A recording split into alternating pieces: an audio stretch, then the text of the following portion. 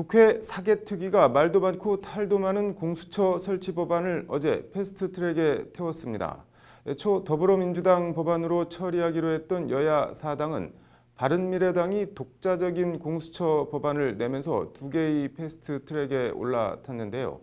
어떤 차이가 있는지, 어떤 내용이 담겼는지 법률방송 잠자는 법안을 깨워라 신세아 기자가 전해드립니다. 일단 백혜련 의원이 대표 발의한 더불어민주당 공수처 법안과 권은희 의원이 대표 발의한 바른미래당 공수처 법안은 법안 명칭에서 미세한 차이가 있습니다. 민주당안은 고위공직자 범죄수사처 설치 및 운영에 관한 법률이고 바른미래당안은 고위공직자 부패수사처 설치 및 운영에 관한 법률입니다. 민주당 법안에 비해 바른미래당 법안은 고위공직자들의 부패 행위 엄단에 방점이 찍혀 있습니다. 법안 이름과 함께 더불어민주당 안과 가장 큰 차이점은 공수처장 임명 형식과 방법입니다.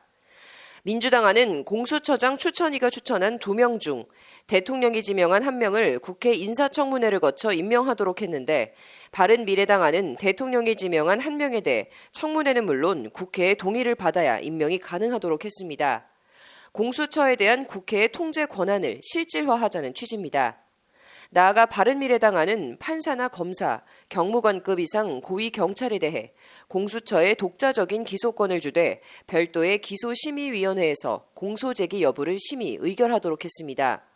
애초 공수처에 별도의 기소권을 부여하는데 반대했던 바른미래당이 민주당 안을 절충해 접점을 만들어냈다는 것이 법안 발의자 명단에 이름을 올린 바른미래당 사개특위위원 최이배 의원의 설명입니다.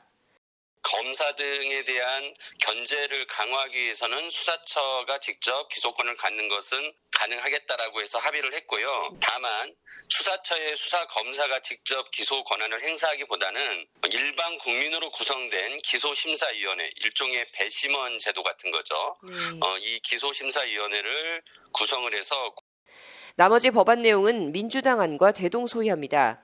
수사처 검사는 25명 이내로 했고 10년 이상 재판이나 수사, 조사 경력이 있는 변호사 자격이 있는 사람으로 제한했습니다. 법안은 공무원이 고위공직자나 그 가족의 범죄 행위를 알게 된 경우 공수처에 고발하도록 했고 감사원이나 금감원 등의 수사 의뢰가 있는 경우 공수처는 즉시 수사에 착수하도록 했습니다. 공수처 수사와 중복되는 검찰이나 경찰 등 다른 기관의 범죄 수사는 공수처에 이첩하도록 해 고위공직자 범죄 수사에 대해선 공수처에 우선권을 줬습니다. 법안은 또 공수처가 수사한 사건을 검찰이 기소하지 않을 경우 법원에 재정 신청을 할 수 있도록 해 수사 효력 실질화와 검찰 견제 장치를 함께 마련했습니다.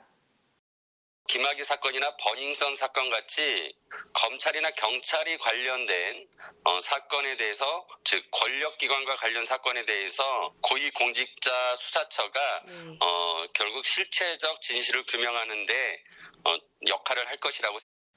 법안은 이와 함께 공수처장과 차장은 검찰 또는 경찰에서 퇴직 후 2년이 지난 사람으로 제한해 현직 검사나 경찰이 바로 공수처 지휘부로 이동하는 걸 막는 차단 장치를 뒀습니다.